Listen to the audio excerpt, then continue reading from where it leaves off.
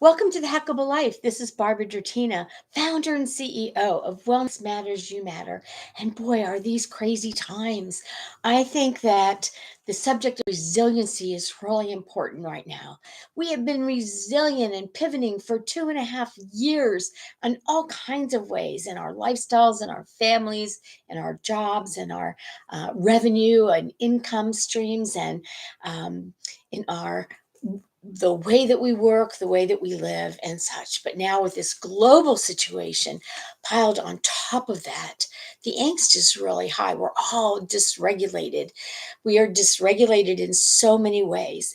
And yesterday, I had to I was on Zoom overload, and I had to bow out for some things that were really important to me and I wanted to be a part of. But I realized today that self care is so important. And it dawned on me that to be resilient, you have to take care of yourself. When you are depleted, exhausted, lack of sleep, it's very hard to be resilient. It's easy to get depressed.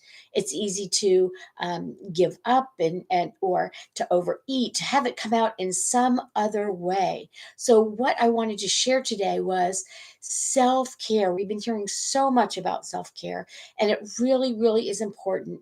And I think as women, I know for myself, I put everyone else first. I was sort of taught that. The children were first. My husband was first. Everyone was first but me. And now it has felt uncomfortable to take time and pay attention to me. For some people, it's very easy.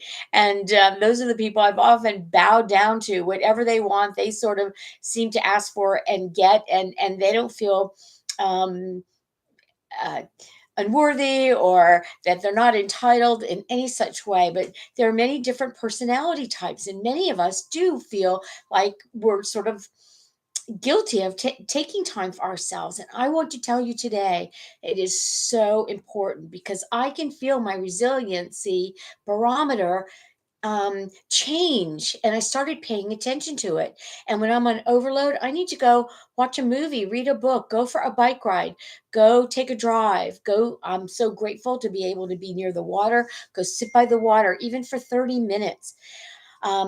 Pay attention to sleep. I pay attention to where my cell phone is. I pay attention to how often I answer it or have to respond to people. I pay attention to what I watch in the evening before going to bed. I monitor those types of things because your emotional well being is very, very important.